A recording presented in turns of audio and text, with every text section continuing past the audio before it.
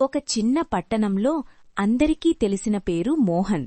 అతను ఒక సాధారణ వ్యక్తి. పెద్ద ఇల్లు లేదు, పెద్ద పేరు లేదు, పెద్ద సంపద కూడా లేదు. కాని మోహన్ దగ్గర ఒక గొప్ప అలవాటు ఉంది. తన వద్ద ఉన్నదానితో సంతృప్తిగా ఉండడం. అదే చిన్న పట్టణంలోనే ఉన్న రఘు. పెద్ద ఇల్లు, మెరిసే కారు, సక్సెస్ఫుల్ వ్యాపారం. బయటకి చూస్తే అతని జీవితం పరిపూర్ణంగా కనిపిస్తుంది. డబ్బు సంపాదించడంలో రఘు చాలా తెలివైనవాడు. తన కష్టంతోనే ఈ స్థాయికి చేరుకున్నానని అతనికి గట్టి నమ్మకం. అదే నమ్మకం అహంకారంగా మారింది. అలా ఒకరోజు తన స్నేహితుడైన మోహన్ని కలవడానికి వచ్చాడు. మోహన్, నిన్ను చూస్తే ఆశ్చర్యంగా ఉంటుందిరా. రోజూ ఇదే టీ స్టాల్, ఇదే పని. నా దగ్గర పెద్ద ఇల్లు, కార్లు, వ్యాపారం, పేరు. నీ జీవితంలో ఎదుగుదలెక్కడుందిరా? రఘు, ఎదుగుదల అంటే అందరికీ ఒకేలా ఉండదు. నాకు కావాల్సినంత ఉంది.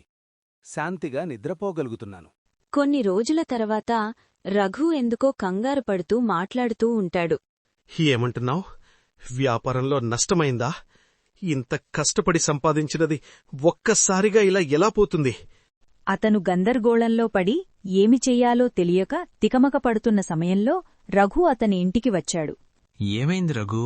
అన్నీ కూలిపోయాయిరా. వ్యాపారం నష్టం, పేరుపోయింది. నేనెవర్నో అయ్యాననుకున్నాను. ఇప్పుడెవరో కూడా తెలియడం లేదు.